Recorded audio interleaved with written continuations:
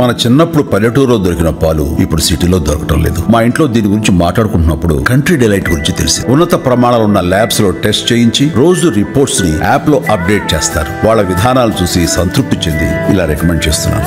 ఇప్పుడే country delight app ని download చేసుకోండి. Download the country delight app now. Sir నిన్న మన ఒక అంశం తీసుకొచ్చాం చిరంజీవి గారిది. సార్ ఆ టైంలోనే అసలు నేను ఇంకా రాజకీయాలు పూర్తిగా దూరంగా ఉంటాను, సినిమాయే నా జీవితం అని. ఒక పక్క మోదీ గారికి చిరంజీవి గారు చాలా దగ్గరైపోయారు, ఏదో జరగబోతుంది, ఈయన జై జనసేన అన్నారు. ఇవన్నీ వచ్చినప్పుడు ఒక్కసారిగా ఈయన తీసుకున్న నిర్ణయాన్ని ఏ రకంగా చూడాలి ఒకసారి బయట విందాం సార్ ప్లీజ్. అంటే ఈ జన్మంతా ఇంకా రాజకీయాలకి దూరంగా ఉంటూ సినిమాలకి అతి దగ్గరగా ఉంటూ హక్కును చేర్చుకుంటూ ఆ కళాన్ని తలుతూ ఉంటారు. అది అంటే చాలామందికి డౌట్లు వస్తున్నాయి, ఏంటి కొంచెం అటు వెళ్తాడా ఏంటి, వాళ్ళకి పెద్ద పెద్ద వాళ్ళందరికీ దగ్గర అవుతున్నాడు, వాళ్ళందరూ దగ్గర చేసుకొని ప్రయత్నం చేస్తున్నారు అంటే కాదు, మరో రకంగా సేవలు అందివ్వడం కోసంగా చేయడమే తప్ప అంతకు మించి పొలిటికల్గా వెళ్ళటం అనేది లేదు. ఆ డౌట్ పెట్టుకోవద్దు my dear friends, media friends. లేదు, పొలిటికల్గా వద్దు.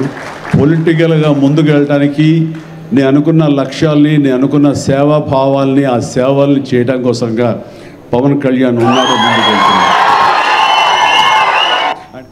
సరే సార్ ఇది అంటే దాని ఆయనే చెప్పాడు చిరంజీవి మాటల్లోనే అనేక మంది డౌట్స్ వస్తున్నాయి. అవును, పెద్దవాళ్ళకి దగ్గర అవుతున్నాను కూడా అన్నాడు. అంటే మోడీ సరసన కనబడుతున్నాడు అని. అంటే చాలా క్లియర్గా స్పెక్యులేషన్ను గుర్తించాడు చిరంజీవి, అంగీకరించారు కూడా. అంటే తన పొలిటికల్ రీఎంట్రీ పైన స్పెక్యులేషన్ ఇది. దానికి కారణం ఏంటంటే నేరుగా ఒక రాజకీయ పార్టీకి జై కొట్టాక ఇక అది స్పెక్యులేషన్ ఏముంది. జై జనసేన అన్న తర్వాత ఇప్పుడు జై తెలంగాణనో, జై ఆంధ్రప్రదేశో, జై భారత్ అంటూనో తప్పలేదు. నువ్వు స్పెసిఫిక్గా జై జనసేన అన్నాక జై తెలుగుదేశం అనలే, జై వైసీపీ అనలే, జై బీజేపీ అనలే, జై కాంగ్రెస్ అనలే కదా. అందులో జై జనసేన అన్న తర్వాత ఇక పొలిటికల్ రీఎంట్రీ పైన స్పెక్యులేషన్ కాదు, అది అంచనా అయిపోతుంది.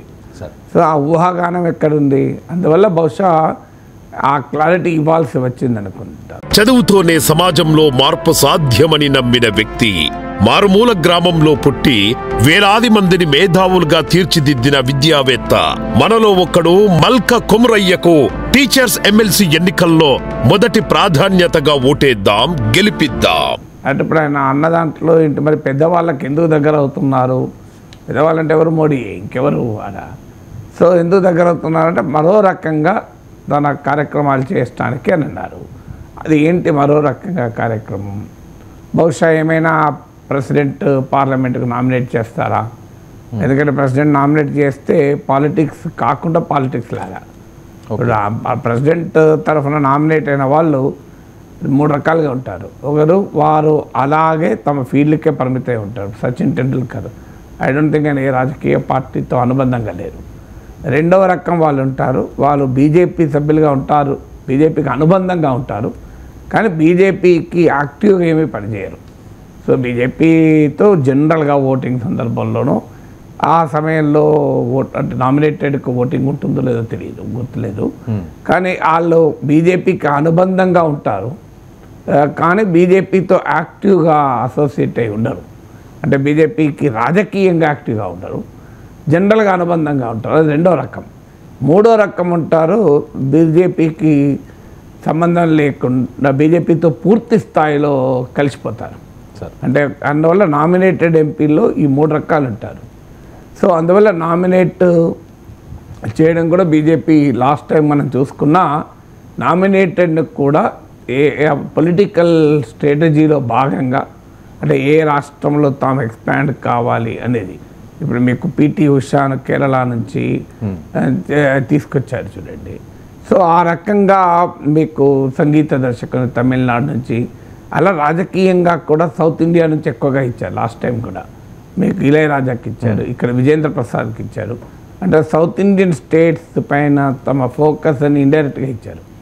అందువల్ల ఒక పాసిబిలిటీ ఉంది. రజనీకాంత్ పేరు వచ్చింది ఆ మధ్య, రాజ్యసభ నామినేట్ చేస్తారని చిరంజీవి పేరు వచ్చింది.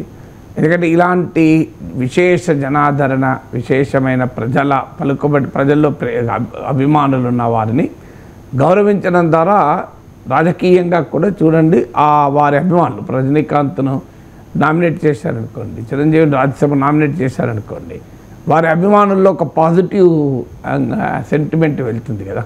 సో మేము అమ్మానిచ్చే వ్యక్తి గౌరవం ఇచ్చామని.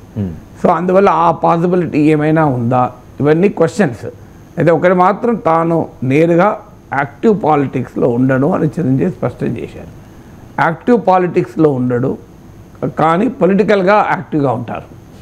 సో యాక్టివ్ పాలిటిక్స్లో ఉండడం అంటే ఆయనే నాయకత్వం తీసుకుంటూ కాకుండా పొలిటికల్గా యాక్టివ్ అంటే ఇలా రాజకీయంగా పవన్ కళ్యాణ్కి అనుకూలంగా ఉండొచ్చు. ఇప్పుడు అది ఓపెన్గా చెప్పాడు కదా, నా లక్ష్యాలని ఆశయాల్ని పవన్ కళ్యాణ్ నెరవేరుస్తాడు అని.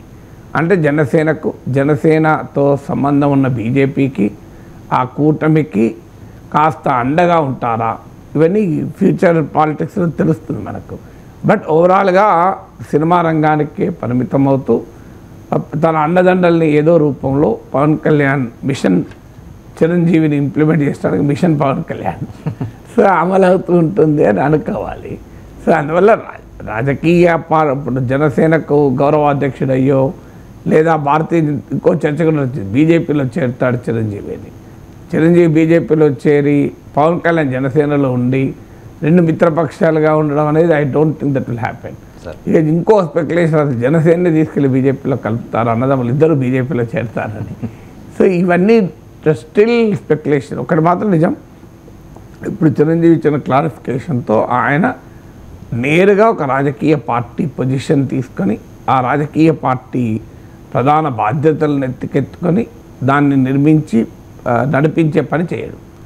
బయట ఉంటూనే రాజకీయాలకు క్రియాశీలక రాజకీయాల్లో ఉండకుండానే రాజకీయంగా తనకు కావలసిన వారికి అనుకూలంగా ఉండే అవకాశం అయితే కనబడుతుంది. సరే, పవన్ కళ్యాణ్కి అనుకూలంగా ఉండే అవకాశం. గౌరవాధ్యక్షుడు అన్నదాన్ని రాజకీయాలతో సంబంధం ఉండదు కదా సార్? అది డిపెండ్స్ అని, ఎందుకుండదు, రాజకీయ పార్టీ గౌరవాధ్యక్షుడు రాజకీయాలే కదా. రాజకీయ పార్టీ వాళ్ళు ఉన్నారు అంత యాక్టివ్గా ఉండేవారు కాదు, ఏదన్నా గౌరవం కాదు అది. బట్ ఏదన్నా రాజకీయ పార్టీకి గౌరవాధ్యక్షుడిగా ఉండడం కూడా రాజకీయమే. సో అందువల్ల బహుశా ఆ పొజిషన్ మరి తీసుకుంటాడా, గౌరవాధ్యక్షుడిగా ఇప్పుడు ఇది వైసీపీకి విజయమ్మ గౌరవాధ్యక్షురాలుగా ఉన్నట్లు సో గౌరవాధ్యక్షుడిగా జనసేనకు ఉంటాడా, ఇవన్నీ స్పెక్యులేషన్. బట్ చిరంజీవి మాటలను బట్టి చూస్తుంటే ఫార్మల్గా అసోసియేట్ అయి ఉండకపోవచ్చు, ఇన్ఫార్మల్గా తన ఆశయాన్ని పవన్ కళ్యాణ్ ముందుకు తీసుకెళ్తారంటే పవన్ కళ్యాణ్కి అండగా ఉన్నట్టే కదా. పవన్ కళ్యాణ్ రాజకీయ కార్యకలాపాలకు తన మద్దతు ఉంటుంది, తన అండదండలు ఉంటుంది, కానీ తాను మాత్రం నేరుగా రాజకీయాల్లో ఉండను అని చెప్పడమే కదా.